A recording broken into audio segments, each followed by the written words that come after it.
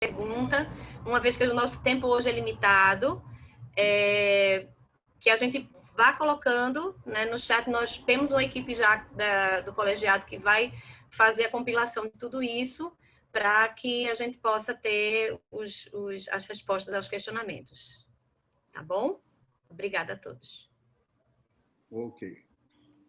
Vai falar o título da palestra? Posso falar, professor. Impulsos sociais e antissociais na educação. Uma abordagem a partir da antroposofia. Ok. Então, impulsos sociais e antissociais é uma palestra que o Rudolf Steiner deu. Ele falou muito sobre esse assunto, mas eu me refiro especialmente a uma palestra e com esse título. E quem quiser ouvi-la na íntegra, nesse canal à noite, quando eu faço as leituras, o canal é Quando Quandar, no YouTube. Aí vocês procuram lá no playlist e tem a série da leitura das transmissões com a leitura dessa palestra, até para ouvir de novo, aprofundar alguma coisa. Então, eu acho importante, de início, contextualizar da onde sai a abordagem do tema, como vai ser feita essa noite. Então, nós estamos vinculados, o convite foi feito pela escola, vinculados a uma escola com o nome da pedagogia Waldorf. E a pedagogia Waldorf é uma resposta que a antroposofia traz para o mundo de hoje a partir de algo que também é sinônimo de antroposofia, que é ciência espiritual. E eu queria primeiro esclarecer alguma coisa com relação a esse nome, ciência espiritual, porque para nós hoje ele não faz sentido, a não ser que seja um nome fantasia. O vínculo dessas duas palavras, ciência e espiritual, não vai bem. Por quê? Porque para a forma como nós vivemos hoje, e nós não vivemos sempre dessa maneira, qualquer coisa que tenha a ver com alguma conotação de espiritual cai fora do campo da ciência. Perdão, vai acontecer mais vezes essa tosse.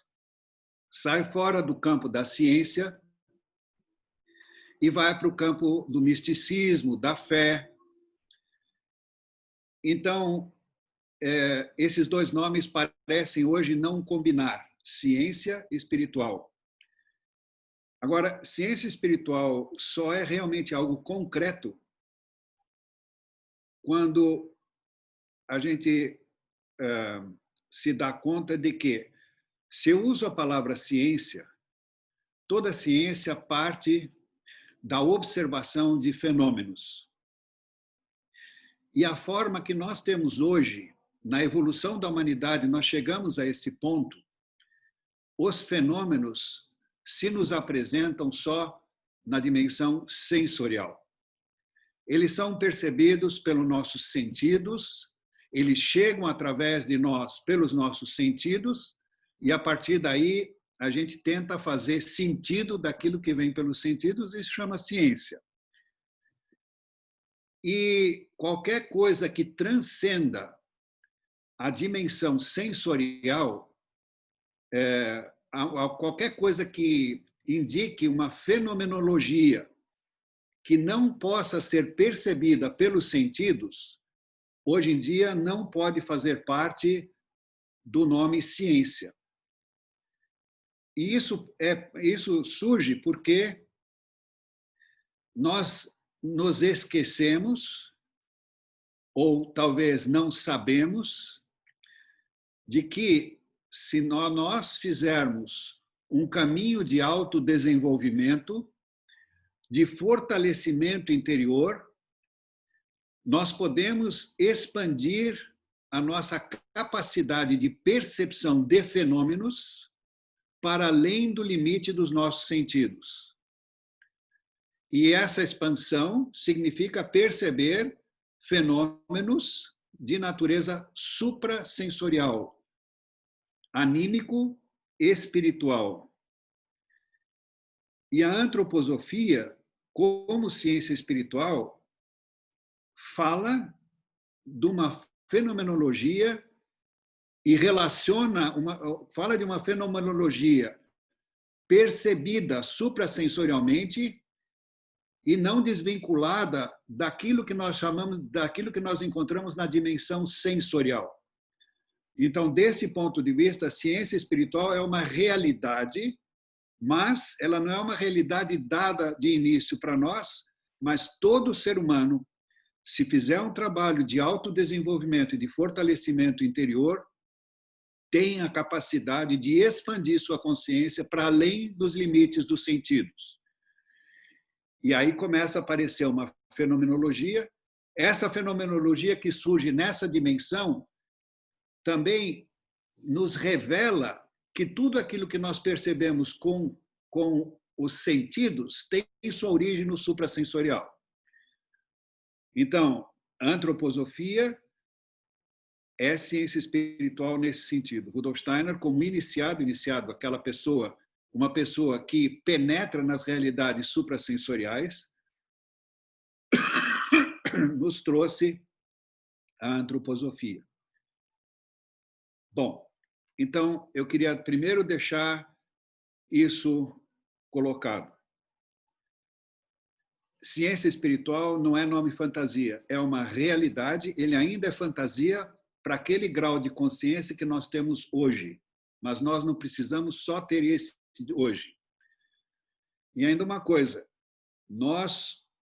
quando nós ampliamos a nossa consciência para a dimensão suprassensorial, fica evidente que uma série de fatos, mas fica evidente que a nossa evolução individual, cada um de nós, não está vivendo aqui no plano físico uma única vez.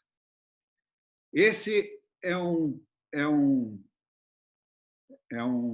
encanto, se a gente pensar num conto de fadas, um encanto que se dá quando nós olhamos as coisas só da dimensão sensorial. O ser humano é um ser humano que, na sua evolução, progride através de encarnações, de maneira que o nosso passado é muito maior do que o nosso passado individual é muito maior do que aquele com o qual a gente conta hoje. Hoje nós estamos vivendo num modo muito restrito de amplitude de consciência. Isso significa que nós todos estivemos presentes em encarnações passadas, em tempos históricos passados. Nós vivemos esses tempos históricos. E esses tempos históricos do passado, naquelas épocas do passado, a evolução humana não tinha chegado ao ponto de uma existência que possibilita uma existência meramente na dimensão sensorial. Quanto mais para o passado a gente vai, tanto mais nós ainda vivíamos no tipo de consciência suprassensorial e sensorial. De maneira que o mundo sensorial que está presente nas mitologias, nos contos, etc., era presente e foi se apagando necessariamente para a nossa evolução.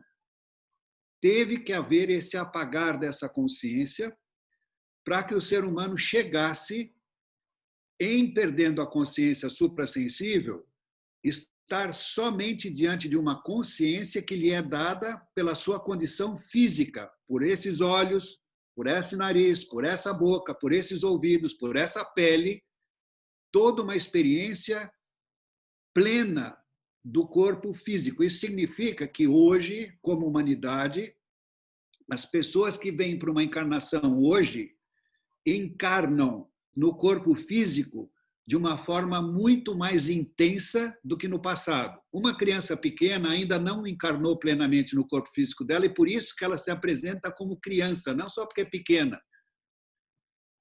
De maneira que o desenvolvimento de cada ser humano repete o desenvolvimento da história da humanidade através das épocas de desenvolvimento dela. E essa experiência no corpo físico, cada vez mais plena e exclusivamente no corpo físico, nós temos muito recentemente. E aí vai abrir vários capítulos que são capítulos para estudo, mas a partir de 1415,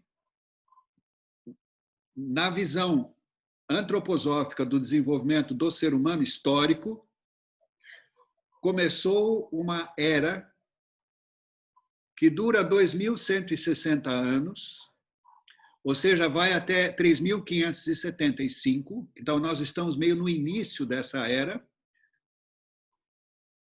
Anterior a 1415, voltando 2.160 anos para trás, nós temos o período que prevaleceu como o período da cultura greca, onde predominou a cultura greco-latina. Anterior a ela, 2.160 anos atrás, a cultura egipto-caldaica. Anterior a ela, 2.160 anos para trás, a cultura proto-persa. 2.160 anos para trás, a antiga cultura hindu, da Índia. De maneira que, e aí, a visão histórica, a visão do desenvolvimento da humanidade vai muito além do que isso que eu falei agora. Quer dizer, quem estuda a ciência espiritual se confronta com uma compreensão, com um conhecimento do desenvolvimento humano que vai muito além do que aquele limitado que nós temos hoje. Então, só pegando um último período evolutivo, 2.160 anos para uma cultura hindu, seguida 2.160 anos para uma cultura proto-persa, depois 2.160 anos para uma cultura egipto-caldaica, depois greco-romana, e a partir de 1415, essa é a quinta cultura. E a ciência espiritual não olha só para trás, ela olha para frente também. Ela diz, depois dessa, haverá mais duas de 2.160 anos. Hoje, a nossa ciência não sabe absolutamente nada de um futuro previsto para a evolução da humanidade. A gente dorme para isso e está na hora de acordar. Então, característica dessa quinta era cultural pós-atlântica aí Steiner coloca, a intensificação da experiência do ser humano como indivíduo. Ou seja, as forças da experiência de indivíduo vão aumentar cada vez mais. E isso se dá porque o vínculo com o corpo físico meu, que é individual, vai ser mais intenso e, se ele não tomar cuidado, ele vai ser exclusivo. Então, essa experiência da individualidade crescente é necessária para o desenvolvimento da humanidade. E ela vai acontecer querendo ou não, porque não depende de nós, depende de todo um ciclo evolutivo, e eu vou dizer até previsto, onde esse estado tem que acontecer, esse estado de individualismo, de individualidade. Aí Rudolf Steiner diz assim, então, existe um impulso antissocial necessário para a evolução humana. E esse antissocial é esse impulso individual. Esse impulso antissocial, ele não é mau, ele é necessário. Ele está se intensificando, querendo ou não. Não vai depender da nossa liberdade, não seguir o fluxo da percepção de si cada vez mais forte como indivíduo. Isso significa que o outro lado dos impulsos sociais, na medida em que o antissocial se fortalece, o social se enfraquece. De maneira que, se nós quisermos levar uma vida equilibrada, nós não precisamos nos preocupar com o antissocial, porque a evolução dele vai acontecer independente da nossa vontade. Mas nós temos que gerar o social para um equilíbrio, para não virar saci, para ter duas pernas com as quais caminhar. O antissocial é uma perna e o social é outra perna. E é com as duas em equilíbrio que o ser humano, no seu desenvolvimento sadio, anda. Agora, como o antissocial é uma coisa que acontece naturalmente, o desequilíbrio para esse lado é dado, se nada for feito a partir de nós e a partir de liberdade para gerarmos, para nos levarmos à experiência do impulso social. E o que nós estamos vendo crescentemente hoje, nos nossos dias, é como cada vez mais está difícil um ser humano encontrar o outro ser humano. Um ser humano conhecer o outro ser humano. E o interessante é que, para conhecer o outro ser humano, eu tenho que adormecer para mim. E o que a gente faz hoje, a gente não se adormece para si e tenta entrar no outro, mas sempre como o outro, como nós gostaríamos que fosse, não como ele é. Como nós gostaríamos, o achamos simpático, não como ele é. Então, aí já tem um exercício social muito forte, é como eu me fortaleço diante dessa força que vive naturalmente em mim, de vincular primeiro tudo comigo, de não ser capaz de sair de mim para me abrir para uma experiência do outro. Falar uma coisa dessas é fácil, mas realmente fazê-la é muito difícil. E eu ainda preciso acrescentar mais uma coisa. Eu só peço que desliguem os microfones para não haver interferência. E mais uma coisa que é importante ser dita aqui, conhecer o outro significa, no seu termo maior, fazer uma coisa que a gente está longe ainda de conseguir fazer, mas no impulso social vai ser necessário ir nesse caminho, conhecer o outro não só nessa encarnação, ir ao ponto de conhecer o outro, aquele ser que evolui de encarnação em encarnação, ou seja, se a gente diminui, simplifica a questão da encarnação, nós podemos ver que nós também, numa vida, passamos um dia despertos e depois nós temos que alternar por um sono. Depois nós temos que acordar de novo e ir para um sono. O sono significa ausentar-nos da experiência sensorial e, enquanto nós dormimos, nós estamos numa experiência plenamente suprassensorial, dormindo sem sonhos, o sono profundo. No sono profundo, nós estamos numa existência plenamente suprassensorial, só que de lá a nossa consciência não consegue trazer nada de lá. A gente dorme. E quando nós acordamos e nos encontramos com alguém, eu posso dizer, ontem eu tive com ele, eu percebi isso dele, eu conheci isso dele, e anteontem eu conheci isso dele, e anteontem eu conheci isso dele.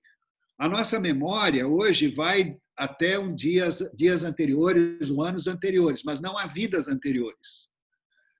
Mas na relação todos nossos hoje, nós já compartilhamos não com aquele ser, não com esse Peter que eu sou hoje ou a inocência que ela é hoje, mas nós já compartilhamos caminhos em vidas passadas. E conhecer o outro, no seu sentido maior, é desenvolver-se, autodesenvolver-se para cada vez mais abrir a consciência para essa dimensão da existência. Então, vejam aqui, nós estamos com tarefas enormes e que não vão acontecer de uma hora para outra. Mas, para atingir essa tarefa, eu preciso trabalhar-me e tomar cuidado para não ser trabalhado por mim. Vejam que eu entendo, né? Ser trabalhado por mim significa aquele eu que sempre quer que o mundo se adeque a mim. E na medida em que o mundo não se adequa a mim, eu o afasto, eu me separo, né? A tendência da separação hoje virou crônica. Nós somos seres em separação constante. E hoje, nessa quarentena, muitos pais estão começando a perceber o que é ser pais de crianças. Por quê? Porque antes da quarentena há separação. A criança vai para o jardim de infância ou para uma creche, o pai vai trabalhar, a mãe vai trabalhar, mas agora, de alguma forma, para várias famílias, estão convivendo 24 horas e, de repente, estão descobrindo seres num estado existencial que eles desconheciam. Por quê? Porque nós somos seres em separação e, dramaticamente, até nós estamos nos separando de crianças. A gente adora criança de jogar beijinho, fazer um monte de coisinha, de comprar um monte de coisinha, mas isso não é união, isso é separação. Isso é comprar a separação, é pagar pedágio pela separação. É um traço antissocial muito forte hoje. Quantos pais estão hoje, assim, meio que desesperados, né? Porque tem que lidar de home office com um monte de coisas no trabalho, e isso é importante, e ao lado tem uma criança pequena perturbando. E aí o que faz? Joga a criança pequena também num negócio que ela entra num transe. E aí fica todo mundo em transe. E o contato humano, o chegar um com o outro na dimensão real e aprofundada, vai para o espaço. Essa é a grande doença que vive hoje em dia. E esse é talvez um lado positivo da quarentena, é de forçar as pessoas a estarem mais perto, mas elas não se aturam. A gente não tem mais paciência para o outro. A gente teria que começar a não ter mais paciência consigo próprio. Bom, daqui a pouco eu vou me canonizar aqui, vão me canonizar. Mas é assim. Então, nós vivemos hoje uma situação em que, pela primeira vez na história da humanidade, a questão social se tornou uma questão. No tempo do romano e da Grécia, não era questão. Lá, as pessoas, a gente não tem nem noção disso, mas lá as pessoas, quando se encontravam sem se saber. Havia um encontro real, mas não elaborado. Hoje nós temos que elaborar relações, nós temos que cultivar relações. Isso não era tão necessário, quanto mais para o passado a gente vai, menos isso era necessário. E tanto mais, vivia-se em situações em que a liderança não partia do indivíduo, a liderança era uma liderança superior, um chefe, e os outros eram súditos, da mesma forma como deveria ser, e muitas vezes não está sendo, uma família. A criança não está em igualdade de condições existenciais como o adulto. Mas muitas vezes a gente vê o adulto forçando a criança a ser adulta. O adulto não dá um passo sem perguntar para a criança o que ela quer. E a criança precisa ficar constantemente respondendo o que ela quer. E ela se acostuma a isso e vira uma tirana. E isso por quê? Porque o adulto entra em falência diante da criança de ser adulto, de assumir-se como adulto. E nisso a criança, eu volto sempre a dizer isso, a criança não pode ser criança. O adulto não está deixando a criança ser criança, porque ela sempre está tendo que dizer o que quer, o que acha, o que não acha, e a gente acha isso legal, isso é moderno, mas não é. Isso é uma falência diante da criança. E essas crianças que passam constantemente tendo que dizer para o pai e para a mãe o que querem, são infelizes e mostram a infelicidade delas, são tremendamente infelizes. E, de certa maneira, geram uma canibalização das relações. Ficam canibalizando a mãe, canibalizando o pai. Por quê? Porque elas estão dizendo, cara, você não está me deixando ser criança e eu só preciso ser criança para um dia poder ser adulto. E no momento que você me põe na situação de um adulto, eu não consigo ser criança e eu perco essa oportunidade. E é só na condição de boa criança que eu vou poder desenvolver um bom adulto depois. E se isso tudo está sendo feito precocemente, vocês estão fazendo uma pedofilia social comigo. É esse o estado que está hoje muito fortemente, muito desgraçadamente acontecendo e muita gente achando que é assim, que é bom, que é lindo. Quem fala desse jeito, como eu estou falando, está exagerando muito, etc. Mas quem está sofrendo, todo mundo sofre. Porque o adulto que não consegue se fazer adulto diante de uma criança sofre, porque ele sabe que está falindo. E uma criança que precisa ser adulto, porque o adulto no lugar dela, o adulto diante dela não é, sofre mais ainda. Então, muita coisa precisa ser revista quando nós queremos falar de impulsos sociais. Eles são muito diferentes do que normalmente se fala por aí do social. Se vocês leem essa palestra do Rudolf Steiner, Impulsos Sociais e Antissociais, vocês vão chegar a alguma coisa que falam, nossa,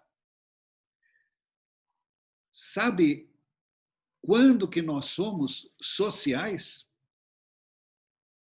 Plenamente sociais? Nós somos sociais enquanto dormimos. E toda a sociologia que não leva isso em consideração já está numa base falida.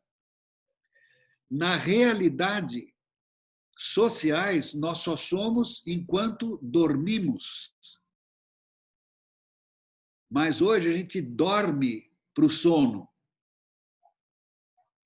E quando nós acordamos, nós entramos numa relação através de uma organização que pertence ao nosso corpo, que não são os pulmões, esses estão funcionando enquanto eu estou acordado ou enquanto eu estou dormindo. Foi um pouco diferente enquanto estou acordado, enquanto dormindo, a batida cardíaca também, mas ela não para. Mas quem não fica cego, quem não fica surdo, quem não fica perde o olfato, perde o paladar, perde o tato, só para falar de 5 dos 12 sentidos, quem não perde os sentidos não adormece. Se a pessoa tiver ligada a algum desses sentidos corporais, ela não dorme. De maneira que nós nos desligamos da nossa organização sensória para adormecer, e isso significa que, na medida em que esse adormecimento para a organização sensória ocorre, o mundo que está à minha volta some. E eu, que me percebo como indivíduo diante de um mundo que eu não sou, eu sumo também.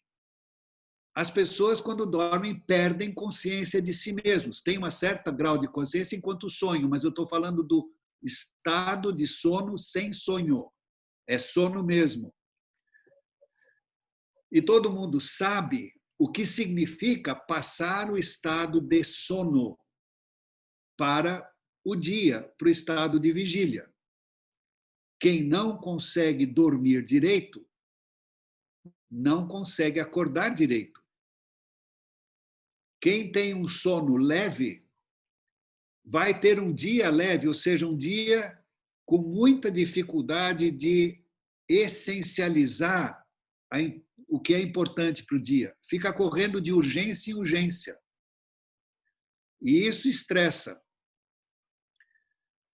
Quem dorme bem tem menos possibilidade de ter estresse. Por quê? Porque ele acorda bem. E acordar bem significa ele tem forças para discernir o que é importante e o que não é importante, em lugar do que é urgente. Tem muita coisa que é urgente que não é importante, ela só é urgente. Mas na medida em que a gente é estressado, só crescem as urgências e somem as essências. E aí a gente vai dormir mal. Então, o sono, um bom sono, ou seja, passar por esse estado plenamente social, é uma condição para quando, no dia seguinte, de manhã, eu acordo e recobro a minha presença diante da organização sensória, e imediatamente começa a aparecer um mundo, e diante do mundo apareço eu como não sendo o mundo, então eu tenho a noção de mim mesmo como indivíduo, e isso me é dado pelo corpo, pela experiência sensorial do corpo. E isso é o antissocial. Quando eu acordo, eu entro para o impulso antissocial. E enquanto eu estou acordado, eu posso me trabalhar para, em mim e depois junto com outros, compartilhar o social. Então, essa é uma primeira parte da fala. E agora eu gostaria de, sob essa luz, enfocar um pouco o organismo escolar. O organismo escolar.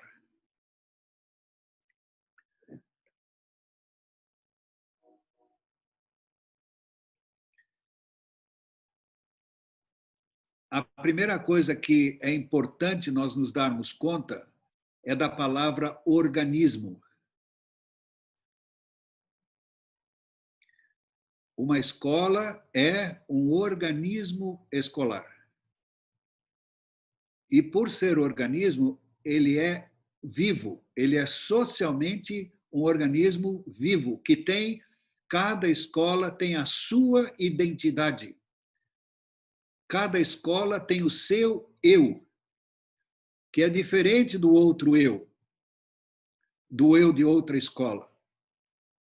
Mas a pergunta é, do que é que vive esse eu dessa escola Waldorf Recife, que tem as suas características, que tem a sua história, que tem a sua biografia?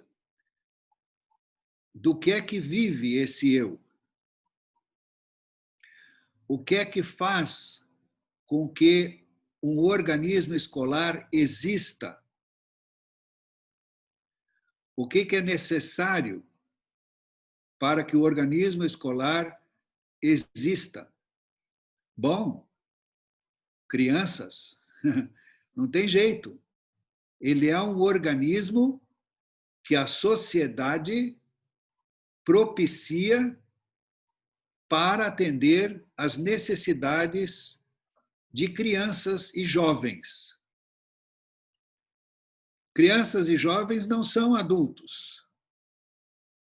Precisam de um atendimento específico por parte dos adultos. Agora, uma coisa que também é importante nós sempre termos em mente. Agora, falando essa palavra organismo, um organismo ligado ao conceito organismo, intrinsecamente está o conceito vida. Não existe um organismo que não seja vivo. E ligado intrinsecamente à vida existe um princípio que é muito importante a gente conhecer, porque senão a gente não conhece a vida como ela se manifesta sempre e somente. A vida sempre se manifesta de forma polar. Então, dois polos polares entre si. Não existe vida se não houverem dois polos dinamicamente polares entre si. Por exemplo, um polo, por exemplo, cuja dinâmica é contrativa. Se só tivesse um polo de dinâmica contrativa, não haveria organismo e a vida não conseguiria se manifestar. Para se manifestar, a vida sempre requer dois polos. E aí o outro polo seria de natureza de dinâmica expansiva. Então, polaridade é algo inerente a qualquer manifestação de vida, seja ela orgânica, social, onde usa a palavra vida, tem polaridade. Mas cada polo, por ter a sua própria dinâmica, que é polar a do outro, não constituiria um organismo. Seria algo separado. E aí entra um terceiro elemento que a vida traz, que é um elemento extremamente misterioso e belo, que nós denominamos ritmo. Ou seja, a vida traz um princípio superior ao princípio polar e faz com que dinâmicas polares atuem polarmente dentro de um todo. Esse todo é de duas partes. Assim é que nós entramos para a vida, eu ainda vou dizer assim, o pessoal aí já está cansado de ouvir eu falar isso, mas nós nascemos quando inspiramos o ar. E a inspiração é uma dinâmica polar. Mas nós não permaneceríamos vivos se a uma inspiração não seguisse uma expiração. E a essa, novamente, uma inspiração. De maneira que nós nascemos inspirando e morremos expirando. E vivemos respirando. E aí tem uma coisa muito importante. Esse terceiro elemento superior à polaridade contrativa expansiva, por exemplo, esse princípio ritmo, ele alterna a dinâmica polar no tempo. Uma hora um, outra hora outro. Uma hora um, outra hora outro. E se eu perguntar do que é que depende a saúde, sempre e somente, do que é que depende a saúde? Depende de equilíbrio. Se um polo prevalece sobre o outro, é um tipo de doença que chega. E se o outro polo prevalece sobre o outro, é outro tipo de doença polar que surge. De maneira que o ritmo, esse conceito da trimembração que eu estou desenvolvendo aqui, é um conceito dinâmico e ele é polar, então sempre existe a possibilidade do desequilíbrio para um lado, como nós estamos vendo agora nas forças antissociais, aí nós já temos isso, esse polo já é, só que nós precisamos agora equilibrar com o polo do impulso social. E aí, não ficar só no social, nós temos que ir alternando, uma hora eu tenho que vir para mim e outra hora eu tenho que vir para o outro, uma hora eu tenho que vir para mim ou para o outro. E quanto mais ritmicamente isso for sendo feito, tanto mais saudável se torna o organismo social. Então, a gente pode perguntar o que é que constitui a polaridade do organismo escolar. E a polaridade do organismo escolar está nas tarefas polares que se estabelecem entre pais e amigos da escola e os educadores. O que os educadores fazem, os pais não fazem. E o que os pais fazem para o organismo escolar, os professores não fazem. Cada um outorga ao outro uma responsabilidade polar para que esse organismo seja equilibrado. Então, o grande desafio é como que esses dois polos interagem um com o outro, ritmicamente. Então, por exemplo, como que o corpo docente se torna ciente da colaboração que os pais estão trazendo para a vida do organismo escolar. E deveria haver, ritmicamente, momentos de escuta. O corpo docente escutando os pais na tarefa que lhes compete, que é a tarefa de manter esse organismo vivo do ponto de vista do mundo, financeiramente, que ele possa existir. E os professores também deveriam compartilhar com os pais regularmente o fruto do seu trabalho. E então essa é uma das instâncias que estão no meio da polaridade, entre um polo e outro, que é uma troca, sem que nenhum assuma a função do outro. No momento em que o pai começa a querer assumir a função do professor e dizer o que o professor deveria estar fazendo, está doente. O organismo está doente. No momento em que o professor tem que dizer para o pai como é que ele acha que o pai tinha que ganhar o dinheiro para trazer os recursos para a escola, o organismo está doente. Então, existe aqui dois âmbitos de atribuições polares, dinamicamente polares, mas que não formam o organismo se não houver troca. E a troca nunca é simultânea, porque aí há choque. Na troca, sempre um tem que ouvir e o outro fala.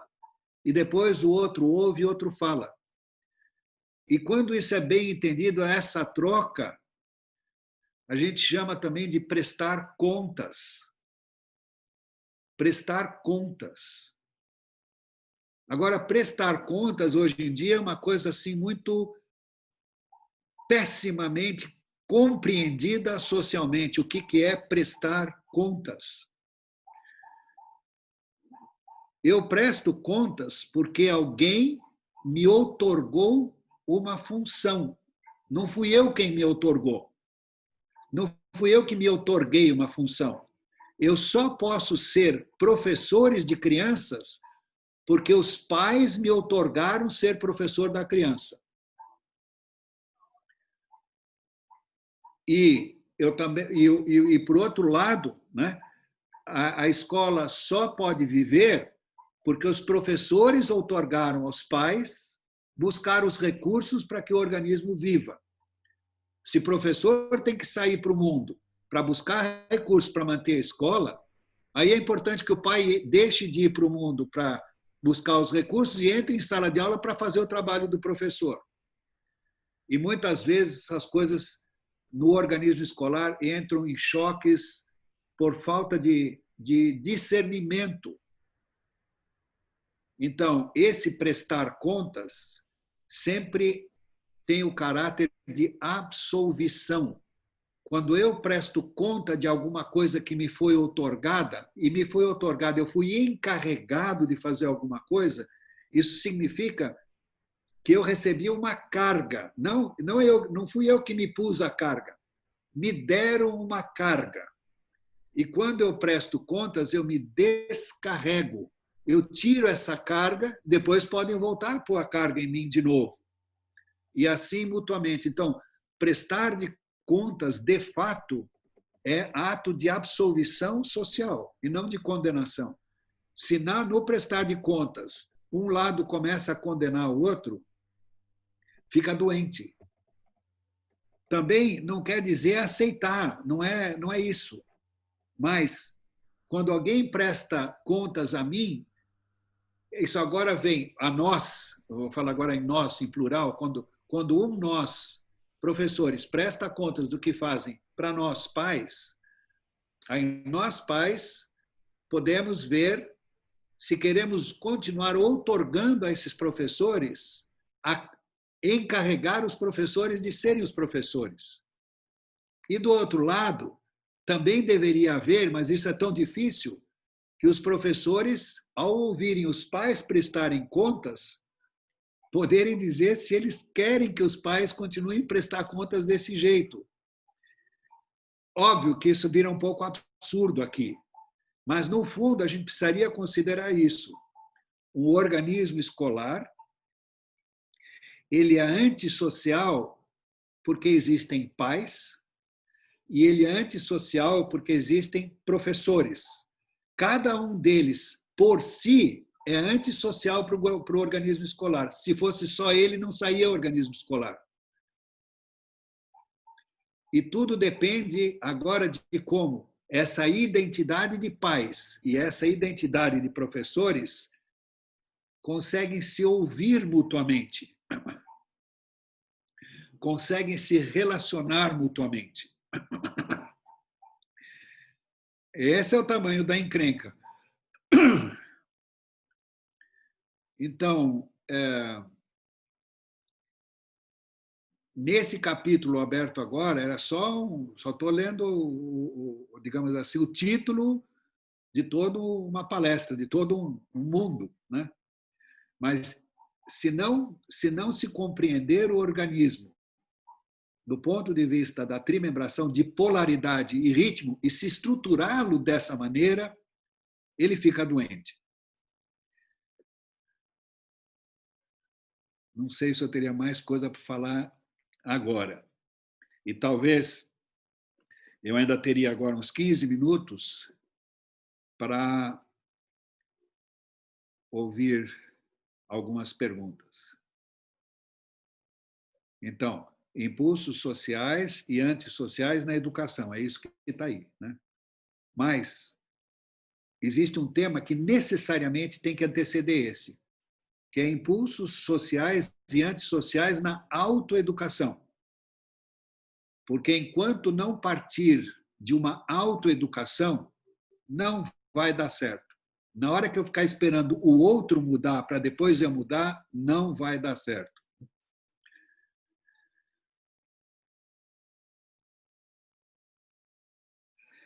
Então, agora passo a palavra aí a quem quiser fazer alguma pergunta.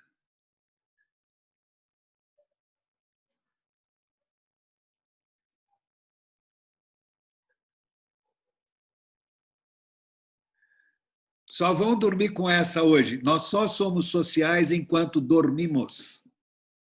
Isso é fundamento para qualquer conhecimento social real. Só somos sociais enquanto dormimos. Ou seja, se nós não nos incluirmos como seres dormentes na vida, a vida fica faltando coisa.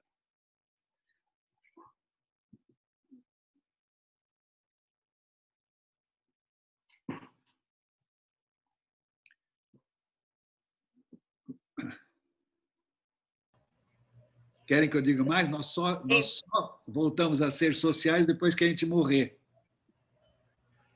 Mas a gente tem a chance de aprender a ser social na vida. E isso é um aprendizado em liberdade. Professor, nós ainda não recebemos nenhuma pergunta pelo chat, a não ser a pergunta de Márcia, perguntando sobre, dizendo que não compreendeu essa questão do dormir. Ela está perguntando se o dormir é o momento mais social, né? Como é que o momento do dormir é o momento mais social do ser humano?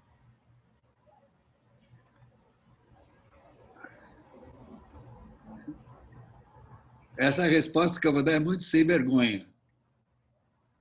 Precisa acordar para entender.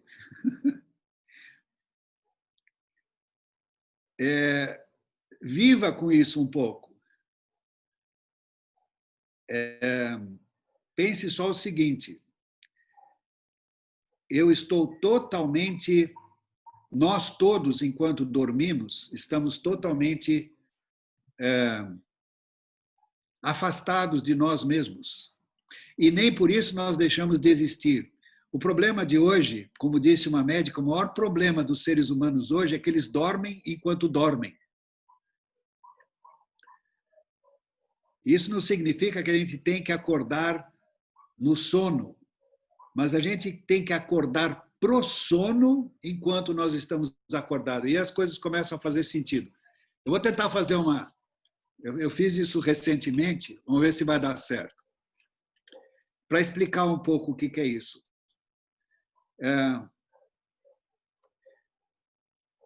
Uma lemniscata, uma figura 8. Imagina essa lemniscata no chão, grande. E agora um grupo de pessoas começa a andar sobre essa lemniscata, essa figura 8. Então, essa figura 8 tem dois lados, complementares um ao outro, e um ponto bem importante que é um ponto de cruzamento, onde um cruza com o outro, e tem que tomar cuidado para não bater um no outro. Tem um exercício nas aulas de euritmia que a gente faz, andar essa lemniscata.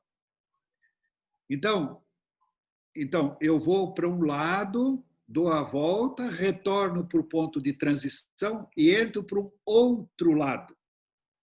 Dou a volta, outro ponto de transição, atravesso para um outro lado. Então, esse ponto de cruzamento é um ponto de travessia. Ou também a gente poderia chamar de umbral. Muito bem.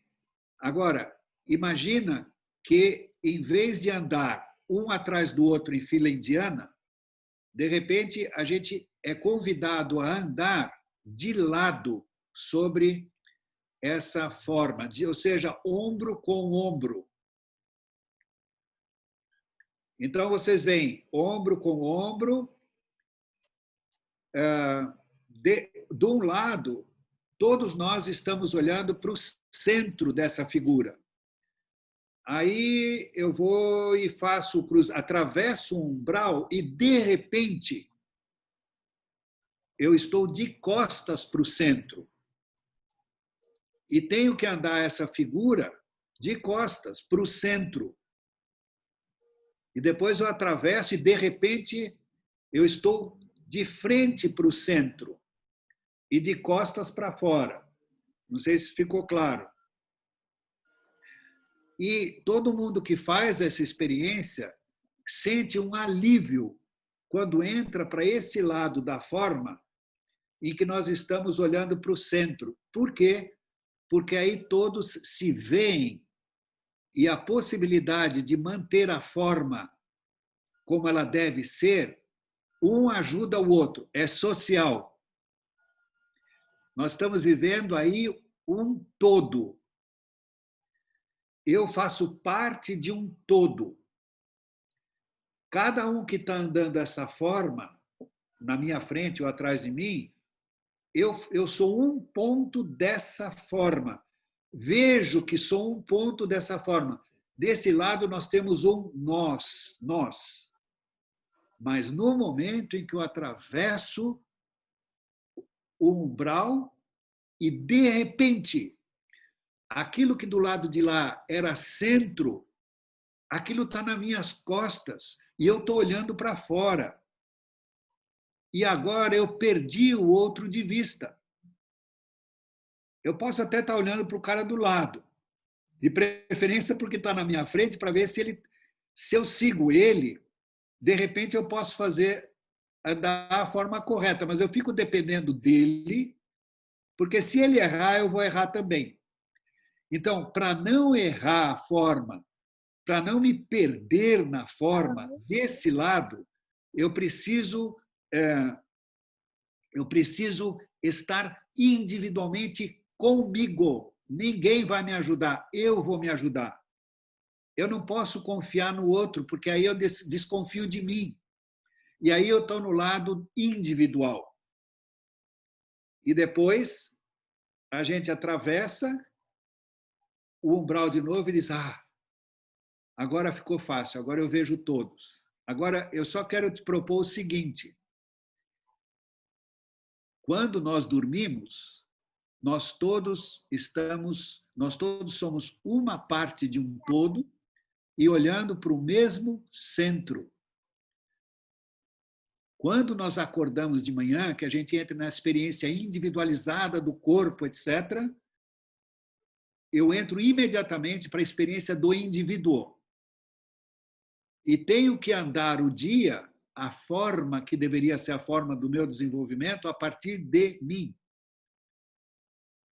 Então, a gente pode também ver que nessa forma de lidar com a lemniscata, nós estamos, num lado, prevalecendo o social, aí a gente adormece para si e acorda para o todo, e do outro lado, extremamente falando, a gente adormece para o todo e acorda para si. E isso fica mais ou menos assim. Assim.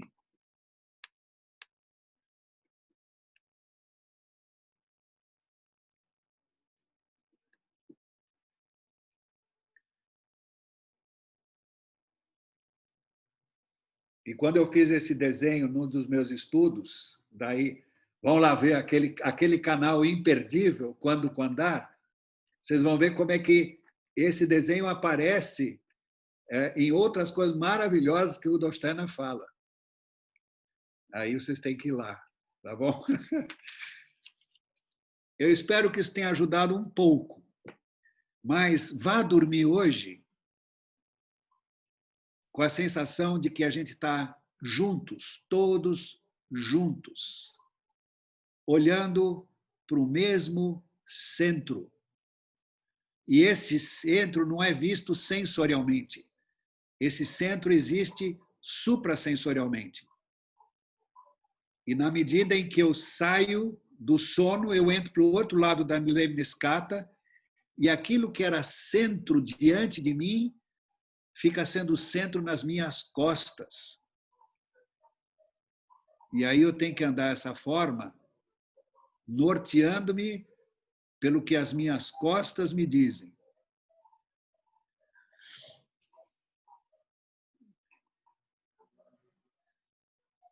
Mais 4 minutinhos. Então, professor, nós recebemos mais algumas perguntas e como nós temos apenas 4 minutos, você gostaria de escutar e acho que dá tempo de responder algo? Seria tempo apenas de você fazer uma despedida? E aí a gente guarda as perguntas e faremos conforme tínhamos dito então, antes. vamos fazer assim, coletem as perguntas. Ninguém precisa fazer pergunta, mas pode fazer pergunta. Mas elas começaram a aparecer bastante. E se vocês quiserem, da minha parte, aí eu gostaria de pedir um novo encontro com vocês para aprofundar isso que a gente falou agora. É só porque hoje eu tive que encurtar o tempo que estava previsto, que era para terminar às 9h30. Eu espero espero que isso tenha valido a pena e tenha ajudado. Ciência espiritual é uma realidade, não é fantasia. E é uma realidade necessária para a evolução do ser humano a partir desses tempos onde o antissocial, o impulso antissocial vai ficar cada vez mais forte. E o social cada vez mais necessitado de ser elaborado, de ser conquistado a partir da liberdade.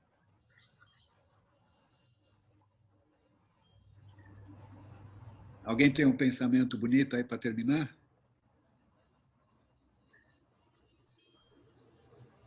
Aí vai a publicidade do meu canal. Estou essa semana, até sábado, estou terminando com esse pensamento que talvez coroe também esse nosso momento. E ele é retirado de uma palestra que eu não sei qual é, do Steiner. E que é assim: afinal, o fato de a pessoa isolada se sentir como individualidade não exclui que ela também se sinta unida a toda a humanidade. Na evolução humana, ninguém tem o direito de sentir-se como individualidade caso não se sinta, ao mesmo tempo, membro de toda a humanidade. Então, Vamos dizer boa noite, tchauzinhos.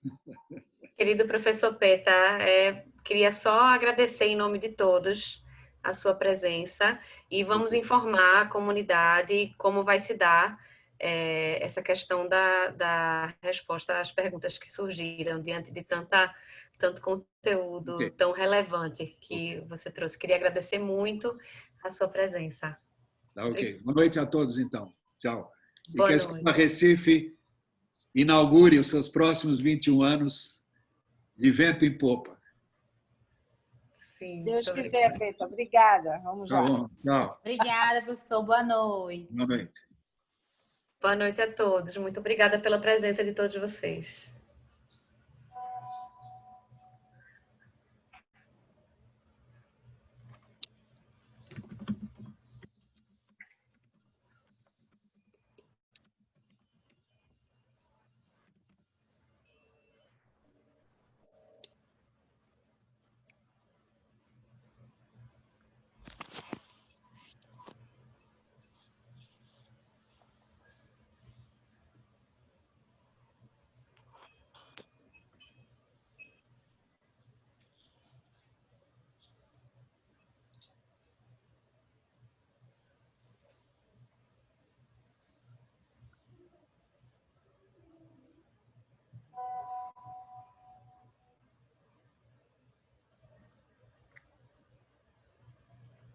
Boa noite, tchau, pessoal. Boa noite, Boa noite, obrigada. Ju. Rosa, agora que eu vi que é Tchau, Rosa. Lu. Boa noite, Rosa. Boa Tchau, noite, querida. Tchau. Agora que ele tinha uma janelinha aberta, não tinha lhe visto. Tchau, querida. Que bom lhe ver.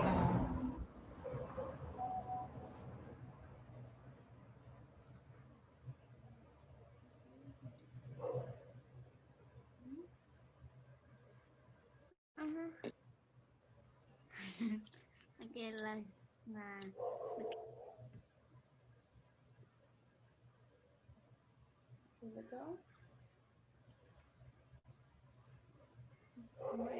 Sebastião, você me ouve? Estou aqui, Luciana. Tem como salvar o chat, né? Tem como salvar e eu acho que Maria também salvou. Ah, certo. Porque eu estava vendo se precisaria eu salvar aqui. Como fica sempre... Mas se tem como fazer isso automático, então tudo bem. Tem sim. Que bom.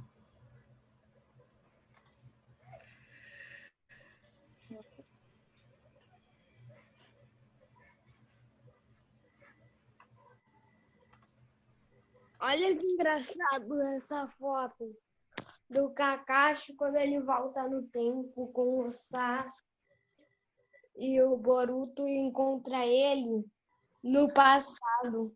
Deixa eu ver. Deixa eu ver. Ele no passado. Professora Beth. Ele Já volta no tempo com o Sasuke. Porque o Sasuke Deixa eu só apagar aqui. tem aquele olho roxo bugado. A partir de quando a palestra vai estar disponível? Eu perdi o iniciozinho. Boa noite, gente. Eu vou encerrar, viu, a palestra. Boa noite a todos. Vai estar no site da escola? Vai estar, por uma semana. Tá, a partir de quando? É que eu perdi só o iniciozinho. Eu acredito a partir de, talvez, segunda-feira. Amanhã, sexta, já. Pode ser mais cedo, mas eu não posso prometer. Tá, obrigada, hein? Tá bom? Até Boa logo. noite. Boa noite.